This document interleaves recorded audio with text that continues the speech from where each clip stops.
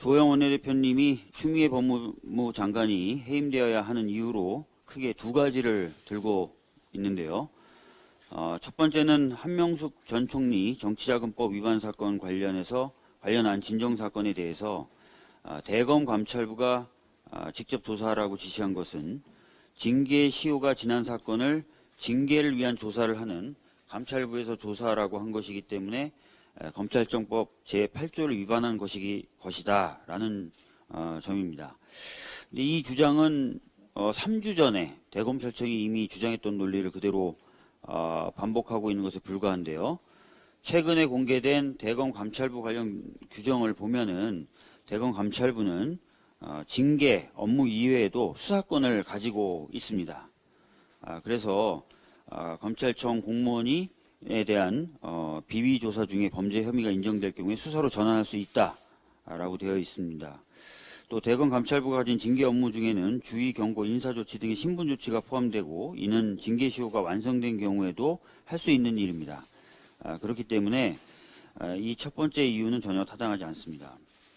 두 번째는 검언 유착 의혹 사건과 관련돼서 민원이 접수됐다는 이유만으로 검찰 고위 간부를 직무에서 배제하고 자천시켰는데 이는 전례가 없는 일이며 법무부와 그 소속기관 직제 제4조의 3항에 따라 수사에 관여할 목적으로 검사에 대한 감찰을 진행할 수 없다는 감찰 원칙을 깨뜨렸다라는 것을 들고 있습니다.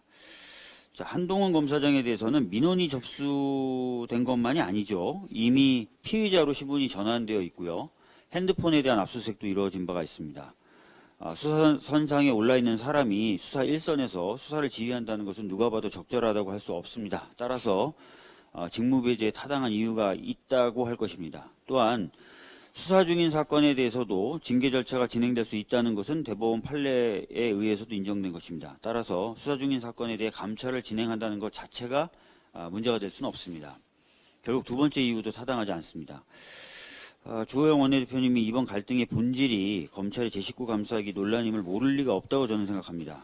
그런데도 국회에서 통과도 어려운 탄핵을 이야기하시는 것은 오히려 국민의 검찰개혁 관련된 요구를 정쟁의 장으로 끌어들이는 행태라 생각됩니다. 국민 대다수가 지지하는 검찰개혁을 막아서겠다는 자세로는 국민들의 신뢰를 회복하는 것이 어려울 것입니다.